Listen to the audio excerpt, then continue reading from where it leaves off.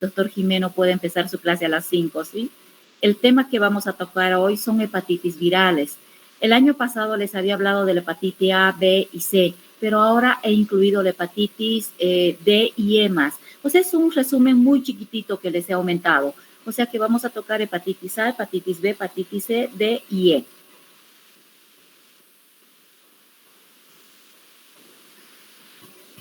Ahora, ya, como introducción, en forma general, podemos decir que la hepatitis es itis. ¿Qué significa hepatitis? Es inflamación del parénquima hepático, ¿ya? Y está causada por virus hepatotropos, que es el virus de la hepatitis A, el virus de la hepatitis B, el virus de la hepatitis C. Lo más importante que ustedes tienen que recordar es que es una inflamación del parénquima hepático, y de ahí viene toda la sintomatología. Acá están las causas. Dentro de las causas tenemos la hepatitis A, la B, la C, la D y la E.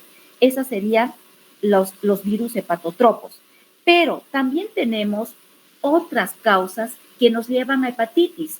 Por ejemplo, el virus de Epstein-Barr, el citomegalovirus, ciertos tóxicos, enfermedades autoinmunes, isquemia, herpes simple, herpes zóster, rubiola, adenovirus, enterovirus. Son otras causas.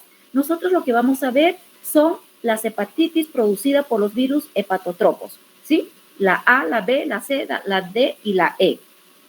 Pero es importante también que sepan qué otros virus o qué otros factores llevan a una hepatitis, o sea, a una inflamación del parénquima hepático. Según el tiempo de evolución, nosotros podemos clasificarla en una hepatitis aguda y en una hepatitis crónica. Hablamos de hepatitis aguda cuando el tiempo de evolución de la hepatitis es menos de 6 meses. Y hepatitis crónica es cuando va más allá de los 6 meses, ¿ya? Es importante saber que el 70% de las hepatitis en niños menores de 6 años son asintomáticas. O sea que son anictéricas. ¿Cuántas hepatitis se nos habrá pasado por alto porque el niño no presentaba ictericia? ¿Cuántos procesos gastrointestinales vemos en la consulta? Diarrea, vómitos, dolor de panza. Pero no tiene ictericia. Entonces, no vamos a pensar en hepatitis. Cuando nosotros pensamos en hepatitis, en una inflamación del parénquima hepático, es cuando nosotros vemos al niño ictérico, ¿ya? Pero es importante saber que el 70% de los niños menores de 6 años son anictéricos, pueden ser asintomáticos. Las formas ictéricas son más frecuentes en niños mayores y en adolescentes. La hepatitis crónica es aquella que tiene una evolución más allá de los 6 meses. Frecuentemente las hepatitis crónicas son asintomáticas. Vamos a la siguiente. Me están siguiendo con las diapositivas, ¿verdad? Ya. Es importante establecer el diagnóstico de hepatitis. Y de esta manera, nosotros estar pendiente en caso de que esta hepatitis, que solemos ver sin complicaciones, llega a complicarse, llega a agravarse. Por lo tanto, nosotros tenemos que tomar parámetros para decir, este niño está en insuficiencia hepática. Si este niño está en insuficiencia hepática, tenemos parámetros laboratoriales para decir si es una falla hepática. Por ejemplo, ¿cuáles son esos parámetros laboratoriales? El tiempo de protrombina, la albúmina y la glicemia. 3 parámetros laboratoriales muy importantes que están alterados en la insuficiencia hepática. Y obviamente la clínica, un niño con insuficiencia hepática va a presentar alteración del estado de la conciencia, ¿no? Pero eso es un porcentaje mínimo. O sea que es un porcentaje mínimo de niños que con hepatitis se complican con una hepatitis fulminante e hay una insuficiencia hepática.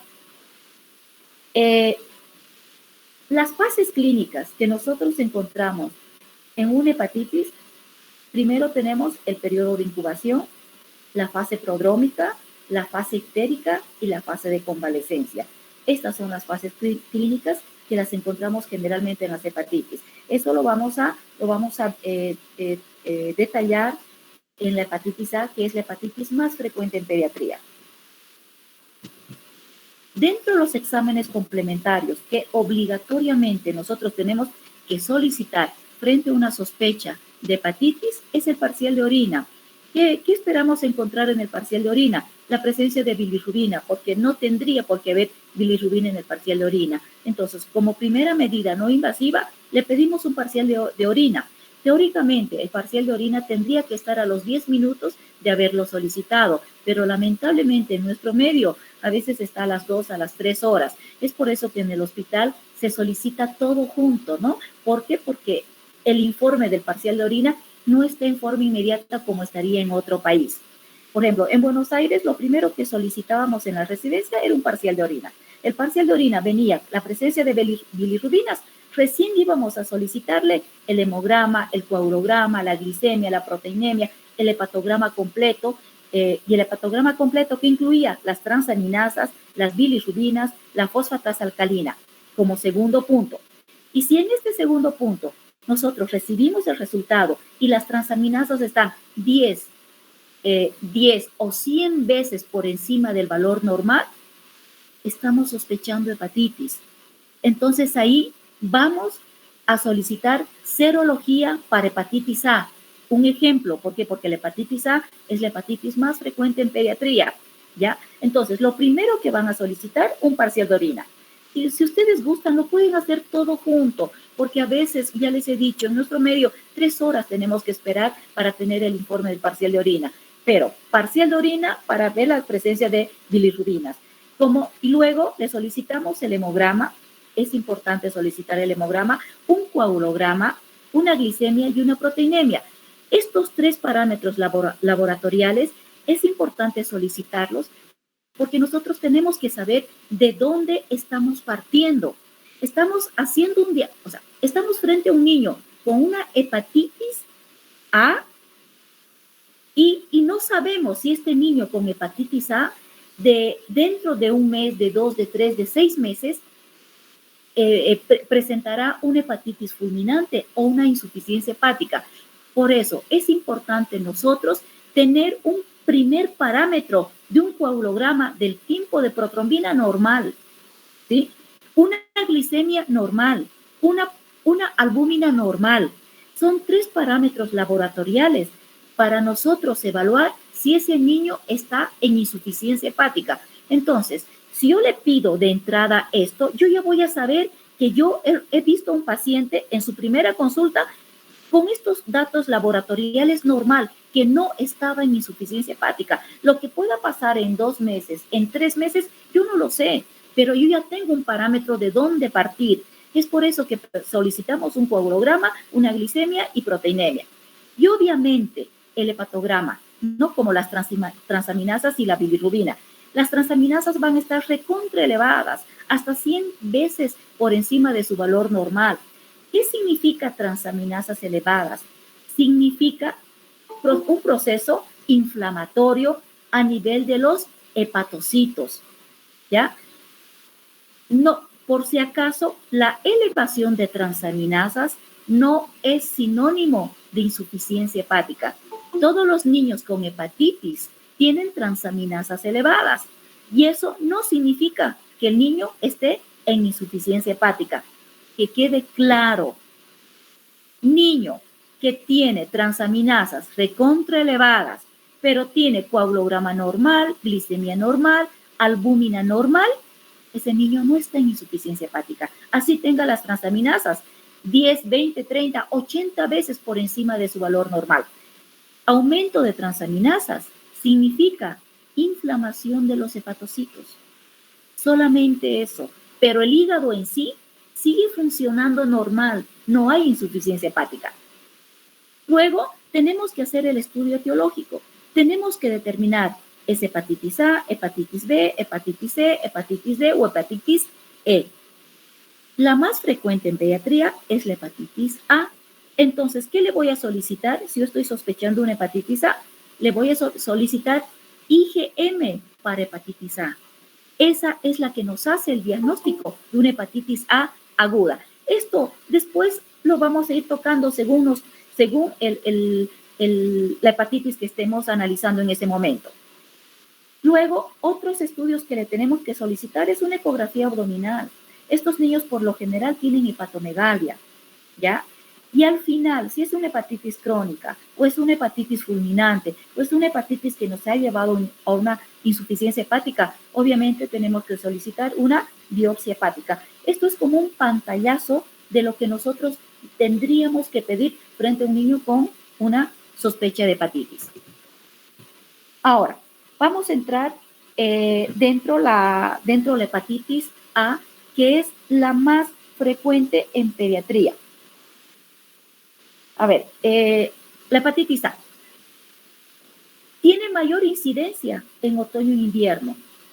El virus de la hepatitis A es un virus ARN de la familia Picornaviridae, ¿no? Ojo, la hepatitis A nunca nos lleva a una hepatitis crónica. No portadores crónicos les he puesto acá. La que nos lleva a hepatitis crónica es la hepatitis B, es la hepatitis C principalmente, pero la hepatitis A no nos lleva a una hepatitis crónica. Primera observación, es la más frecuente en pediatría. El mayor periodo de infectividad es 1 a 2 semanas antes y 14 días después de la ictericia.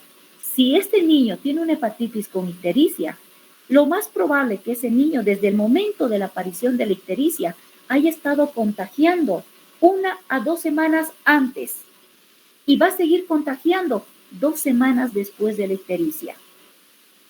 ¿Cuál es la transmisión de la hepatitis A? Es fecal oral. El virus de la hepatitis A se elimina por las heces.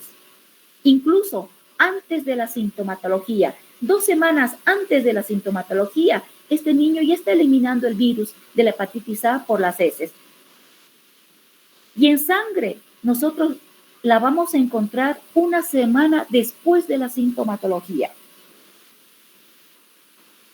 Vamos a la próxima diapositiva. La clínica de la hepatitis A.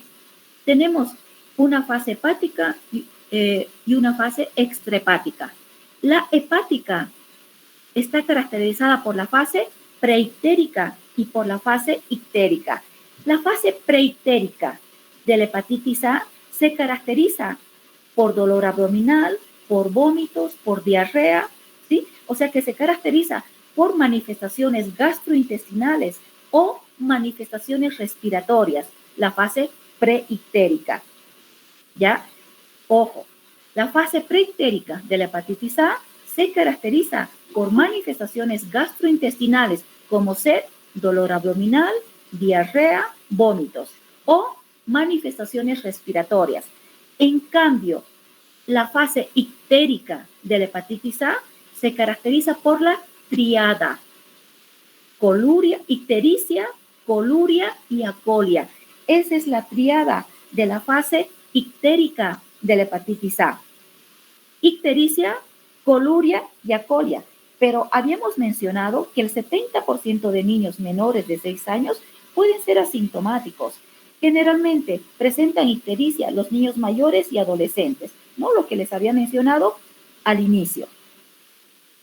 Ahora, la fase extrahepática aparece en la segunda semana de formación. Extrahepática, ¿qué significa? Que tiene otro tipo de manifestaciones que no tienen nada que ver con el hígado, ¿sí? Otro tipo, pueden ser respiratorias, pueden ser renales, pueden ser etcétera. Otros sistemas. Por eso se denomina la fase extrahepática. Este cuadrito se los he tratado de armar más o menos para una correlación clínico-serológico. Acá está la ictericia. Si ustedes ven, está la ictericia. Las transaminasas, ¿en qué momento empiezan a elevarse? Empiezan a elevarse 4 a 5 días antes de la ictericia. Empiezan a elevarse las transaminasas, ¿ya? Y cuando aparece la ictericia, aparece la IgM. La IgM, esta va ascendiendo y hace su pico aproximadamente a la sexta y octava semana. Luego, perdón chicos, acá la IgM, si ustedes ven ese cuadrito, la IgM, o sea, tenemos IgM y tenemos IgG en la hepatitis A. ¿Cuál hace el diagnóstico de un cuadro agudo que el niño tiene hepatitis? Es la IgM. La IgG, ¿qué significa? Que el niño ha tenido hepatitis. ¿Ya? No significa que tenga hepatitis, sino significa que el niño ha tenido hepatitis. O sea, la que nos hace el diagnóstico de la hepatitis es la IgM. Esta IgM aparece en el momento que aparece la ictericia. Luego hace una meseta aproximadamente en la segunda semana, llega a su valor máximo en la segunda semana y luego empieza a descender, hace su pico, hace una meseta en la segunda y un pico máximo a la sexta, octava semana y luego puede durar meses. En cambio, las transaminasas, estas transaminasas que se han elevado 4 a 5 días antes de la ictericia, hacen su pico máximo en la segunda semana. Luego de la segunda semana se estabilizan, en la segunda semana hacen su pico, en la segunda semana se estabilizan y luego empiezan a descender, de modo que estas transaminasas tendrían que normalizarse a los 30 a 45 días. ¿Está claro? Por ahí les he complicado con este cuadrito, tratando de ayudarles. Vuelvo a repetir, las transaminasas se elevan 4 a 5 días antes de la aparición de la ictericia. Luego empieza a ascender, hacen un pico en la segunda semana. Luego se estabilizan una semanita y luego empiezan a descender, su pico máximo. Y luego empiezan a descender hasta normalizarse de 30 a 45 días. La IgM aparece en el momento que se presenta la ictericia. Y luego esta IgM hace un pico, empieza a ascender hasta la segunda semana y llega a su pico, llega hasta la sexta a octava semana y luego persiste por unos cuantos meses. A la segunda semana de haber aparecido la IgM, aparece la IgG, ¿ya? Y esta IgG hace su pico a los 50, 60 días y persiste toda la vida. La IgG persiste toda la vida. Por ejemplo, yo soy IgG positivo. ¿Por qué? Porque yo he tenido hepatitis en mi infancia. Eso significa que un niño ha tenido hepatitis, pero no significa que esté cursando hepatitis en este momento. O sea, el diagnóstico del episodio agudo de una hepatitis lo hacemos con la IgM. Para saber si ha tenido hepatitis, lo hacemos con la IgG. Acá está. El diagnóstico: anticuerpo antivirus de la hepatitis A, IgM en suero, significa infección aguda. Se mantiene unos meses, 4 a 6 meses, y luego de ahí desaparece, ¿ya? Lo máximo que llega es a la sexta a octava semana y luego puede mantenerse, ya no en los mismos niveles, pero puede mantenerse por un lapso de 4 a 6 semanas y luego desaparece. En cambio, el anticuerpo IgG aparece en la segunda semana de haber aparecido la IgG, ¿ya? Más o menos en la fase de convalecencia. La fase de convalecencia de una hepatitis empezaría a la segunda semana de la ictericia. Entonces, la IgG empieza a aparecer en la fase de convalecencia o a la segunda semana de haber aparecido la IgM y persiste toda la vida. Ese es el significado de la IgM y de la IgG. El tratamiento. Únicamente no hay un tratamiento específico, no hay un medicamento específico. El tratamiento es aislamiento enteral, ¿ya? Antes se decía que tenía que el niño hacer un reposo absoluto y una dieta absoluta. Hoy en día ya no es así, ya no se requiere un reposo estricto. El niño tiene que estar en su casita, pero no necesita estar en la cama, puede jugar, puede caminar dentro de la casa. Obviamente, no puede saltar, no puede manejar bicicleta, no puede jugar a la pelota, etcétera. Porque no nos olvidemos que en la fase aguda de la hepatitis hay hepatomegalia, ¿ya? Y esta hepatomegalia está 2 a 3 a 4 centímetros por debajo del reborde costal derecho. Imagínense si ese niño está jugando a la pelota y un pelotazo le llega a la zona del hipocondrio derecho y ese hígado no está protegido por la parrilla costal, entonces se puede producir un trauma o una lesión hepática. Es por eso que el niño no puede saltar, jugar, etcétera. ¿No? Un reposo relativo.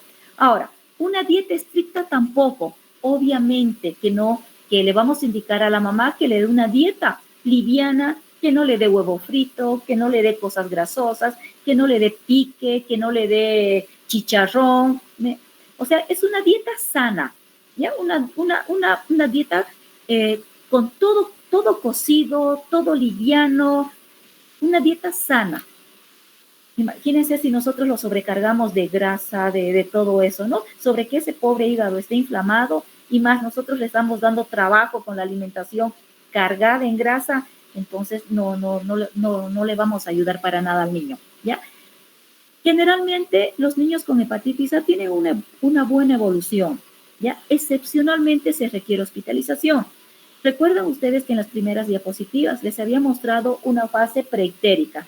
En la fase preictérica el niño tenía manifestaciones gastrointestinales y respiratorias. Dentro de las manifestaciones gastrointestinales era dolor abdominal, diarrea, vómitos. Entonces, si el niño tiene mucho dolor abdominal, vomita, y secundario a los vómitos llega a deshidratarse, ahí sí requiere hospitalización, ¿ya?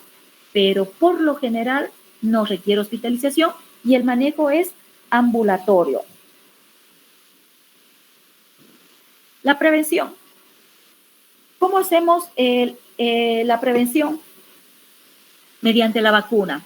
Hay una vacuna que se aplica a los niños a partir de los 12 meses, ¿ya? Es intramuscular.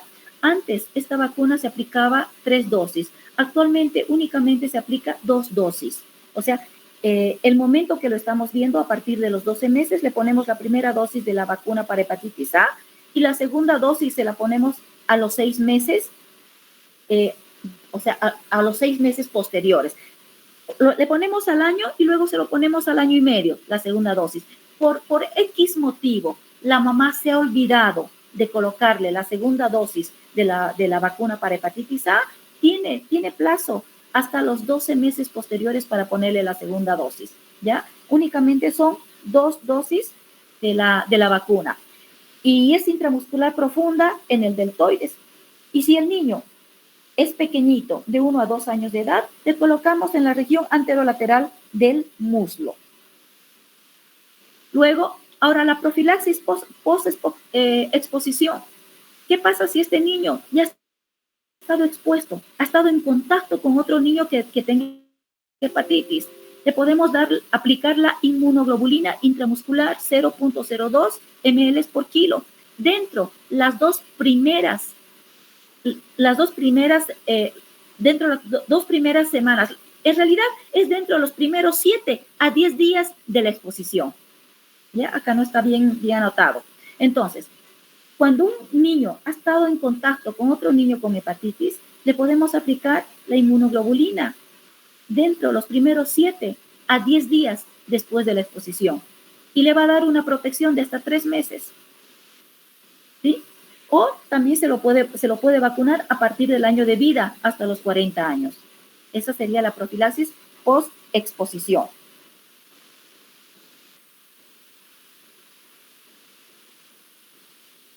Los controles. Al niño le vamos a indicar la dieta, el reposo y qué control laboratorial le vamos a hacer. Un hepatograma completo a los 15 días, ¿ya?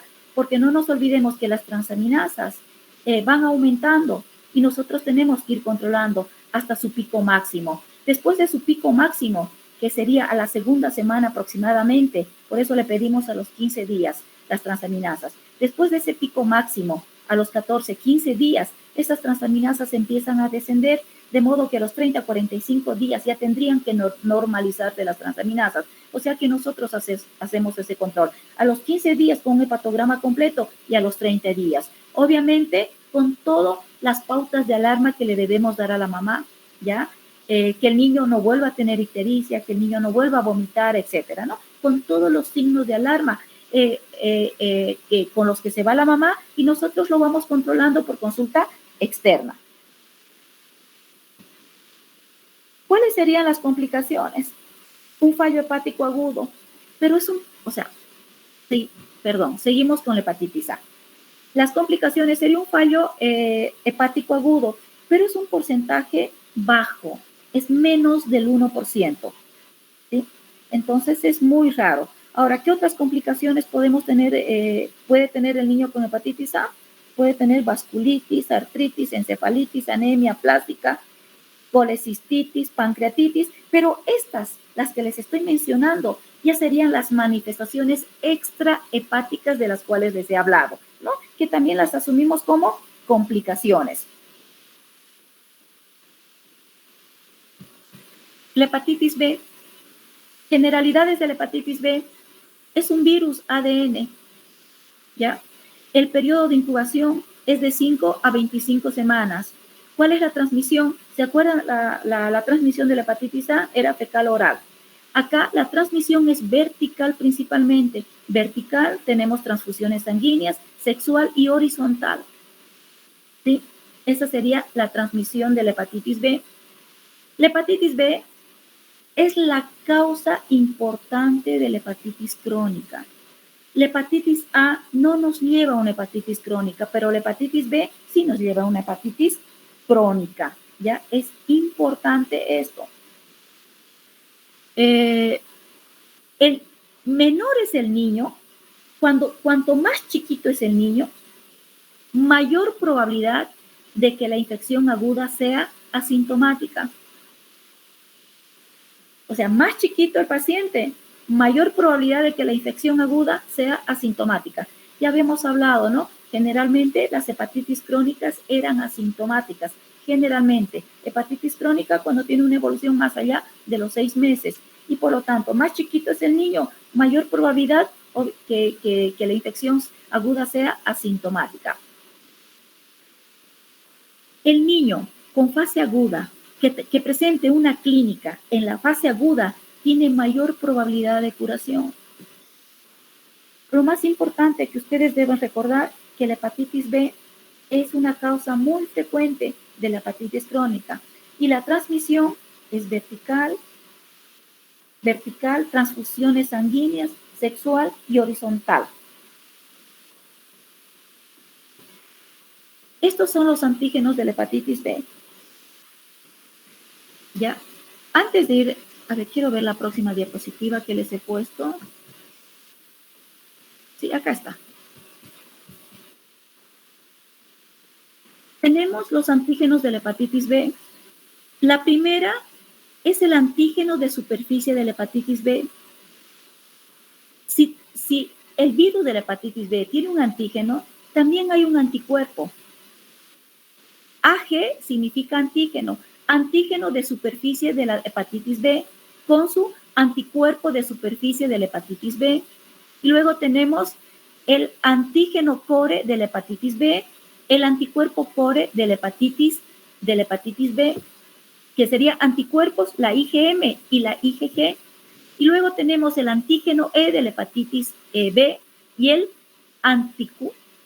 anticuerpo E de la hepatitis B. Solamente aprendan esto y después para hacer el diagnóstico les va a ser más fácil qué antígeno y qué anticuerpo hace el diagnóstico de hepatitis B. Acá. El antígeno de superficie de la hepatitis B se halla en la sangre, incluso en el periodo de incubación y toda la enfermedad. El antígeno de superficie, ¿ya? El antígeno core de la hepatitis B se halla dentro del hepatocito, por lo tanto, no se encuentra en la sangre, no hay en la sangre el antígeno core. El antígeno de superficie sí se halla en la sangre y el antígeno de superficie es muy importante para hacer el diagnóstico de hepatitis B, ¿no? En cambio, el antígeno core no se halla dentro del hepatocito, no pasa a la sangre, por lo tanto, no la vamos a hallar en la sangre. El antígeno E de la hepatitis B es un marcador de alta replicación vírica. La seroconversión del antígeno E de la hepatitis B a anticuerpo E de la hepatitis B implica el paso de la fase de inmunoactividad a la de portador inactivo. En este caso, nosotros observamos que va mejorando la disfunción hepática y va mejorando la carga viral, ¿ya? O sea que es un marcador importante de la replicación viral y nos orienta la seroconversión del antígeno a anticuerpo. O sea, el paso de la fase de inmunoactividad a la de portador inactivo. Y ahí va mejorando toda la funcionalidad hepática. La clínica. Tenemos una infección aguda que se caracteriza, que tiene las siguientes características. Cuanto más chiquito es el niño, es cuando hay mayor probabilidad de que la infección aguda sea sintomática. Acá les he puesto, chicos, como conceptos así, conceptos muy claros, ¿ya? Los niños que presentan una fase aguda clínica tienen mayor probabilidad de curación. La sintomatología es similar al de cualquier otra hepatitis. Les he mencionado que en las hepatitis teníamos un periodo de incubación prodrómica, una fase de estado y otra de convalecencia. Y la sintomatología de la hepatitis B va a ser similar a la de cualquier hepatitis, siempre que el niño presente sintomatología, porque ya dijimos, generalmente la hepatitis, en la hepatitis B, mientras más pequeño es el niño, la infección aguda es asintomática.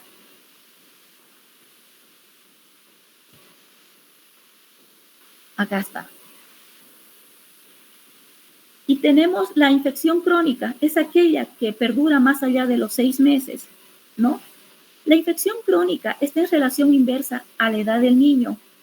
Por ejemplo, mientras el niño sea más pequeñito y se haya infectado y se ha contagiado por el virus de la hepatitis B, va a tener mayor probabilidad de que haga una infección crónica. Ejemplo, acá les he puesto un recién nacido que la mamá verticalmente le ha transmitido el virus de la hepatitis B, este recién nacido tiene un 90% de probabilidad de que a la larga haga una infección crónica. ¿Ya? Un lactante que se haya infectado con el virus de la hepatitis B tiene un porcentaje del 50% de que vaya a ser una infección crónica, de que se cronifique. Los escolares, un 20% de que se cronifique. Los niños mayores y adultos, un 5%. Si se dan cuenta, ¿no? Mientras más edad tenga el niño, un niño más grandecito que se haya contagiado con el virus de la hepatitis B tiene menos probabilidad de hacer una hepatitis crónica. Si el niño se ha contagiado en etapas tempranas de su vida, tiene mayor probabilidad de hacer una infección crónica, ¿sí? Generalmente son asintomáticos. Más chiquito, más asintomáticos. La persistencia del antígeno viral, o sea, del antígeno de superficie de la hepatitis B en sangre, más allá de 6 meses, decimos que ese niño tiene una infección crónica. Antígeno de superficie de la hepatitis B en sangre, más de 6 meses, es sinónimo de infección crónica por hepatitis B. La infección en la fase temprana de la infancia, o sea, en los niños menores de 5 años, tienen mayor riesgo de cronicidad. Lo mismo que hemos explicado en el primer punto. Mientras más se contagia a temprana edad el niño, mayor riesgo de cronicidad, especialmente en menores de 5 años. ¿Sí? Esas son las características de la hepatitis B. El diagnóstico. Parece trabalenguas esto, ¿no? Pero es hasta que le agarren el hilo. Estamos bien, ¿no? ¿Me escuchan, verdad? Sí, doctora, se escucha. Gracias. ¿Cómo hacemos el diagnóstico? ¿Qué le vamos a solicitar? ¿Se acuerdan en la hepatitis A? Para hacer el diagnóstico de hepatitis A, ¿qué le solicitamos? IgM para hepatitis A. Suficiente IgM para hepatitis A. Y si ustedes tienen alguna duda, que por ahí el chico ya no está ictérico, pero la mamá dice que hace, qué sé yo, hace un mes, hace 2 meses está ictérico, ahí le van a pedir IgG para hepatitis A, pero la que hace el diagnóstico de la hepatitis A en su episodio agudo es la IgM, por si acaso. En cambio, en la hepatitis B, ¿qué le vamos a pedir? Le vamos a pedir el antígeno de superficie de la hepatitis B, antígeno de superficie y anticore de la hepatitis B. Entonces, la infección aguda de la hepatitis B se caracteriza porque tiene antígeno de superficie de la hepatitis B positivo, anticuerpo core de la hepatitis B positivo. Estos dos parámetros laboratoriales nos hacen el diagnóstico de hepatitis B, ¿ya? En cambio, en la infección crónica, ¿qué vamos a tener? Solamente antígeno de superficie de la hepatitis B positivo en la infección crónica. Nada más que esa. Y en la infección curada, vamos a tener el antígeno de superficie de la hepatitis B negativo. El anticuerpo de superficie de la hepatitis B positivo. ¿Sí? Esos son los parámetros para nosotros decir que este niño está curado, ¿ya? Y la IgG, anticore de la hepatitis B positivo. O sea, en la infección aguda tomamos 2 parámetros. En la infección crónica, 1 parámetro. En la infección curada, 3 parámetros. Antígeno de superficie, negativo. Anticuerpo de superficie, positivo. ¿Ya? Perdón, 2 parámetros solamente. Y dentro, 3 parámetros. El anticuerpo de superficie positivo. Y además, el anticuerpo core positivo, como la IgG, que son inmunoglobulinas. Ahora, el paciente vacunado, ¿qué va a tener el paciente vacunado? El antígeno de superficie para el hepatitis B negativo va a tener, ¿ya? El anticuerpo de superficie para el hepatitis B negativo y el IgG anticore positivo. Ese es el paciente vacunado. El tratamiento. En la infección aguda, la literatura te describe el tenofovir, 8 miligramos por kilo día vía oral, máximo 300 miligramos por un tiempo indefinido, pero en niños mayores de 12 años, ¿ya? Y en hepatitis grave. El entecavir, 0.015 miligramos kilo día vía oral, máximo 0.5 en niños mayores de 2 años, por un tiempo indefinido también en hepatitis grave. Eso es en la infección aguda, ¿ya? Pero en la infección crónica tenemos que tomar en cuenta todas estas recomendaciones. Este niño que tiene una infección crónica por hepatitis B, tenemos que evitar que ese niño contraiga una infección por el virus de la hepatitis A. Imagínense si ese niño ya tiene una infección crónica por el virus de la hepatitis B y de paso se infecta con el virus de la hepatitis A, o sea, empeoramos la situación. Por eso tenemos que evitar que ese niño tenga hepatitis A. Y a todos los niños con infección crónica por virus de la hepatitis B, tenemos que vacunarlos contra el virus de la hepatitis A. Vacunación para la hepatitis A. Evitar hepatotóxicos en los adolescentes, drogas, alcohol y coinfecciones. Debemos evitar coinfecciones, ¿ya? Como por ejemplo con el VIH y el virus de la hepatitis C. Debemos evitar estas coinfecciones, porque si no estaríamos agravando más su patología hepática. Profilaxis en convivientes, ¿no? Con el virus de la hepatitis B. La función hepática. Tenemos que hacer control de la función hepática. Por ejemplo, ¿qué debemos pedir? Antígeno E para la hepatitis B, anticuerpo E para anticuerpo E de la hepatitis B, y además toda la función hepática, hepatograma completo. Y aquí incluye la función hepática, ya les había mencionado en las diapositivas iniciales, transaminasas, bilirrubina, fosfatasa alcalina, toda la función hepática tenemos que pedir, ¿ya? Y también es bueno pedirle coagulograma, proteinemia, albúmina, porque ya les he dicho cuáles son los marcadores más importantes de la funcionalidad del hígado. Es el tiempo de protrombina, por eso le pedimos coagulograma, es la glicemia y es la albúmina, y por eso le pedimos en esta última proteinemia. Estos 3 parámetros son importantes para determinar la funcionalidad del hígado, la funcionalidad hepática, pero también podemos pedirle, para tener una valoración, las transaminasas, bilirrubina, fosfatasa alcalina, ¿no? Para completar el estudio. Y estos estudios se las vamos a pedir cada 3 a 6 meses.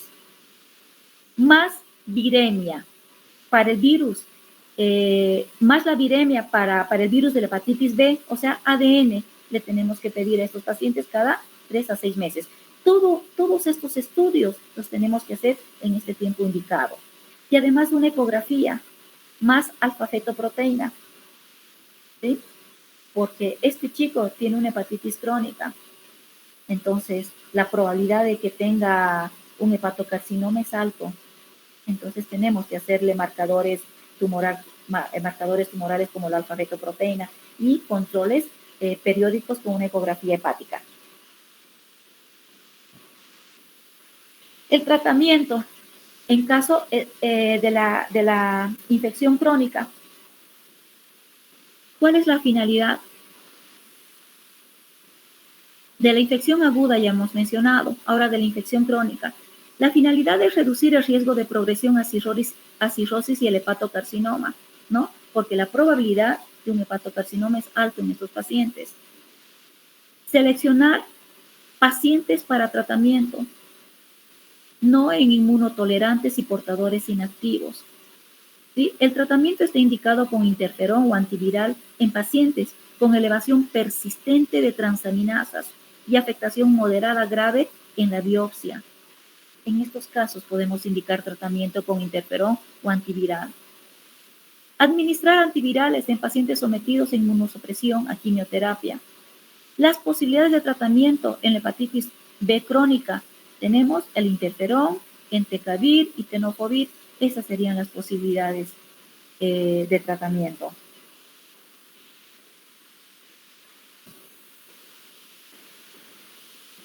Y en la hepatitis fulminante, el trasplante hepático. No hay otra más que el trasplante hepático. Complicaciones. En una infección aguda, insuficiencia hepática aguda, colecistitis, pancreatitis, aplasia medular. Y en la crónica, la más importante, la cirrosis y el hepatocarcinoma. En la crónica. Esas serían las complicaciones más importantes. Prevención, la vacuna, ¿no? La vacuna para la hepatitis B, que se encuentra dentro del PAI, dentro de la pentavalente, ¿sí? Esta pentavalente la aplicamos a los 2 meses, a los 4 meses y a los 6 meses de vida. Y el primer refuerzo a los 18 meses, el segundo refuerzo a los 4 años. ¿Sí? O sea que la vacuna para la hepatitis B está dentro de la pentavalente, dentro del PAI. Si nosotros tenemos un recién nacido de madre con antígeno de superficie para la hepatitis B positivo, ¿qué tenemos que hacer con ese recién nacido? Vacunación. Le tenemos que poner la vacuna, o sea, no tenemos que esperar para que reciba la vacuna hasta los 2 meses, ¿ya? Porque la madre tiene antígeno de superficie para hepatitis B positivo, o sea que la mamá tiene hepatitis B. Y entonces al recién nacido lo tenemos que vacunar. Aparte de su vacunación, le ponemos inmunoglobulina humana, 0.5 ml ante hepatitis B en las primeras 12 horas de vida. ¿Ya? Y luego de ahí continuamos nomás su esquema, su esquema de vacunación. Si la mujer está frente a una mujer embarazada, el tratamiento antiviral con tenofovir en los últimos 4 meses de embarazo. Y cuando nace recién nacido, la vacuna recién nacido y la inmunoglobulina, ya de una mamá positiva. La lactancia materna no está contraindicada en madre infectada por el virus de la hepatitis B. La hepatitis C es un virus tipo ARN, ¿sí? La tasa de cero prevalencia en la infancia es baja, menos de 0.4. La transmisión es igual que la hepatitis B, ¿ya? Son transfusiones sanguíneas y la vertical. Factores de riesgo, los tatuajes, drogadicción endovenosa, transfusiones, exposiciones parenterales. La vía principal de transmisión es la perinatal, es la vertical, ¿ya? Y la hepatitis C también va a la cronicidad. La hepatitis B va a la cronicidad, la hepatitis C va a la cronicidad, la hepatitis A no va a la cronicidad. Clínica. Generalmente asintomática, la infección aguda, ¿ya? La hepatitis C nunca cursa con fallo hepático agudo. El 80% de la infección adquirida en la infancia se cronifica. El 80%. El 20% cura espontáneamente. Y la infección crónica, mayor parte asintomática. Cuando un niño presenta clínica de una hepatopatía y tiene una infección crónica por virus de la hepatitis C, esto se va a hacer evidente cuando el cuadro esté muy avanzado y cuando ya haya descompensación, ¿no? Por eso acá les he puesto clínicamente evidente en fase de hepatopatía descompensada, cuando ese hígado ya no dé más y el niño entre en insuficiencia hepática. El diagnóstico de la infección, anticuerpo contra el virus de la hepatitis C positivo y viremia ARN, el virus de la hepatitis C positivo. Con eso hacemos el diagnóstico, ¿no? Anticuerpos anti-hepatitis C persisten de por vida. La curación de la enfermedad es con la viremia negativa. ¿Ya? Si el niño se ha curado, han visto que les he dicho un 20% acá, un 20% cura espontáneamente, ¿no? Entonces, si el niño se ha curado, por suerte, va a tener una viremia negativa, porque la viremia positiva hace diagnóstico. La infección crónica nos da una viremia positiva más allá de los 3 años en la hepatitis C. Estoy hablando de hepatitis C, ¿sí? El recién nacido infectado tiene una viremia positiva a partir de los 2 meses de edad. Niños mayores de 18 meses infectados tienen anticuerpo para el virus de la hepatitis C positivo. En cambio, los recién nacidos infectados tienen una viremia positiva a partir de los 2 meses de edad. El tratamiento no existe. No existe un tratamiento específico, no existe un medicamento específico. Únicamente las recomendaciones, las que se las he mencionado, que debemos tener en caso de un chico con hepatitis B, ¿ya? Vacunarlo contra el virus ponerle la vacuna para la hepatitis B y vacuna para la hepatitis A. Si ese niño ya tiene hepatitis C, imagínense si tiene una hepatitis B o una hepatitis A. Entonces estamos complicando más aún el cuadro, ¿no? Entonces, recomendaciones, vacunar para hepatitis B y para hepatitis A. ¿Ya? Evitar conductas de riesgo, como el alcohol. Realizar cada 6 meses una función hepática y una viremia. Cada 6 meses.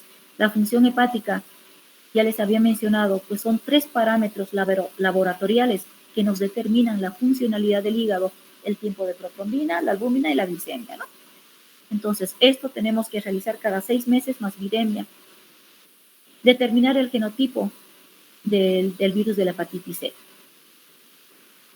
Acá he encontrado alguna literatura que menciona el interferón ribavirina, pero no se emplea, ¿no? Esto, el último medicamento que les he puesto ahí todavía está en ensayos clínicos, o sea que no hay en nuestro medio. Complicaciones, igual que de la hepatitis B, cirrosis y un hepatocarcinoma, ¿no? Prevención, no hay vacuna, no hay tratamiento, no hay vacuna y la lactancia normal. La hepatitis D es un virus defectivo ARN, ¿ya? La infección se adquiere junto con el virus de la hepatitis B. O sea, por lo general, existe una coinfección. El niño se infecta con el virus de la hepatitis B y también con el virus de la hepatitis D. O sea que hay una coinfección o sobreinfección en pacientes con hepatitis crónica por el virus de la hepatitis B previa. O sea que el niño puede presentar una coinfección juntamente ambas, ¿no? La hepatitis D se contagie tenga la infección con el virus de la hepatitis D juntamente con el virus de la hepatitis B, o este niño que ya tenía que ya tiene una infección crónica por el virus de la hepatitis B se sobreinfecte con el virus de la hepatitis D, ¿ya? La transmisión es igual que el virus de la hepatitis B, porque existe una coinfección, o sea, es vertical, transfusiones, sexual y horizontal, ¿no? El periodo de incubación de 2 a 10 semanas. La clínica. Si hay una coinfección, es una hepatitis bifásica. ¿Qué significa? Que en el primer pico hay una necrosis por el virus de la hepatitis D y en el segundo pico por el virus de la hepatitis B. ¿Ya? Puede o no tener clínica. Ambas van a la curación de un 95%. La sobreinfección provoca una infección crónica. O sea que la sobreinfección, ¿qué significa? Lo que les había mencionado, que el niño ya tenía una hepatitis B y tiene ahora una sobreinfección, ¿no? Un 90%. O sea que se está añadiendo esta infección sobre una que ya existía.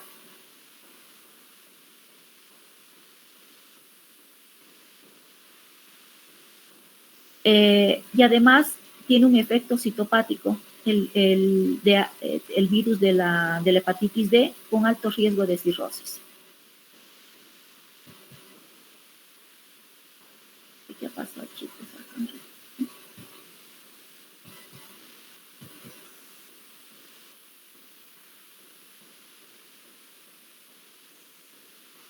Perdón, chicos, un ratito.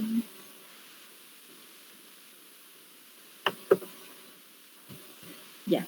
El diagnóstico. La infección aguda de la hepatitis D se hace serología, antígeno para el virus de la hepatitis D y anticuerpo IgM positivo.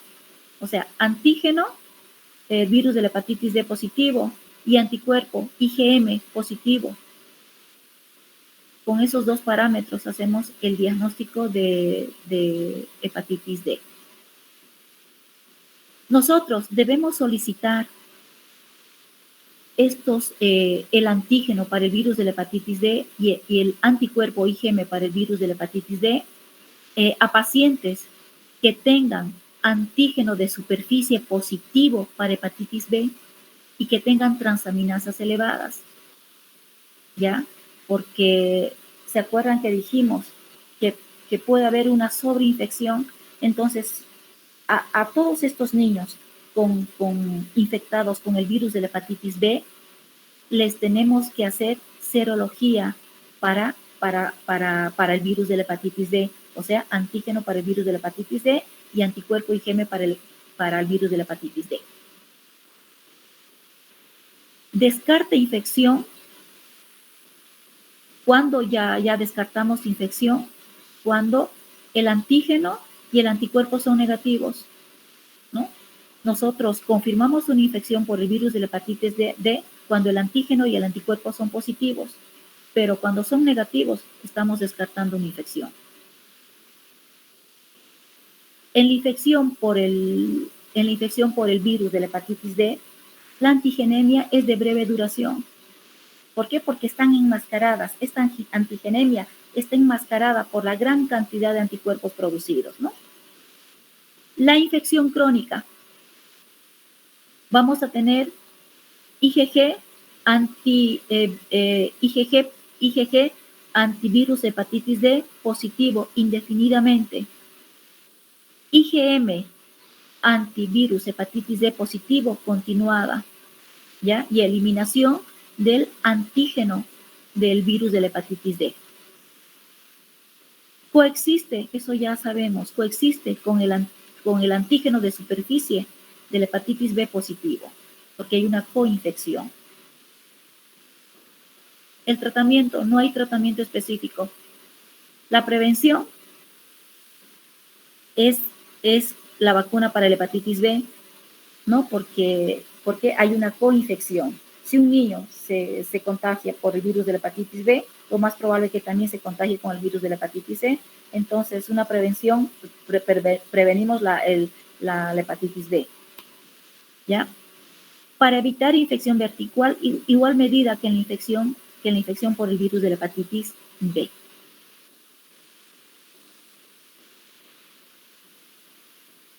O sea, ¿a qué se refiere esto? La prevención. ¿Se acuerdan que a un recién nacido de madre con antígeno de superficie positivo se lo vacunaba directamente y se le ponía inmunoglobulina, ¿no? Es lo mismo, a eso se refiere. Hepatitis C es un virus ARN, ¿ya? La transmisión es igual que de la hepatitis A. La transmisión es fecal oral, ¿no? También menciona vertical, pero la más importante es la fecal oral. El periodo de incubación es de 15 a 60 días, es endémico y es epidémico. La clínica, autolimitado. Es la misma clínica que en la hepatitis A, igual se autolimita que en la hepatitis A porque no hay tratamiento, ¿sí? Y se caracteriza por ictericia, vómitos, malestar general, dolor, lo mismo que en la hepatitis A. Los pacientes inmunodeprimidos pueden llegar a desarrollar una infección crónica. Esta es la diferencia ya dijimos que los niños con hepatitis A nunca desarrollan infección crónica, nunca. En cambio, los niños inmunodeprimidos e infectados con el virus de la hepatitis A pueden desarrollar una infección crónica, ¿ya? Ahí está la diferencia. El diagnóstico, anticuerpos, IgM, contra el virus de la hepatitis C positivo y PCR positivo para el virus de la hepatitis C. ¿Ya? Tenemos esos dos parámetros para hacer el diagnóstico. El gold estándar es ARN para el virus de la hepatitis C. Luego tenemos, dice que el anticuerpo IgM para el virus de la hepatitis E tiene baja sensibilidad, por lo tanto el gold estándar sería el ARN para el virus de la hepatitis E. Este anticuerpo IgM contra el virus de la hepatitis C aparece precozmente y se mantiene positivo por 4 a 5 meses, ¿no? Y la IgG, que es otro anticuerpo del virus de la hepatitis E contra el virus de la hepatitis C, se eleva en la fase de convalecencia y persiste elevada por años, ¿ya? En cambio, en la hepatitis A, la IgG persiste toda la vida y la IgM está en el episodio agudo, ¿no? El tratamiento sintomático y de soporte. En inmunodeprimidos puede llegar a utilizarse ribavirina, 7.5 miligramos por kilo, ¿no? Durante 6 meses. Y si hay recaída, considerar la combinación con cefosbumir. Complicaciones y prevención, hepatitis fulminante y cronificación de la hepatitis C. La prevención, no hay vacuna, y las medidas higiénico-dietéticas, porque la transmisión es fecal-oral principalmente. Bueno, esas son medidas de prevención dependiendo del tipo de virus, ¿no? Chicos, no sé si hemos terminado a tiempo para que el doctor Jimeno empiece su clase. es medio complicado esto del diagnóstico de la hepatitis B, la hepatitis C, antígeno, anticuerpo, todo eso, pero háganse un cuadrito ustedes y lo van a recordar con facilidad, ¿ya? Bueno, chicos, esa ha sido la clase de hoy. Creo que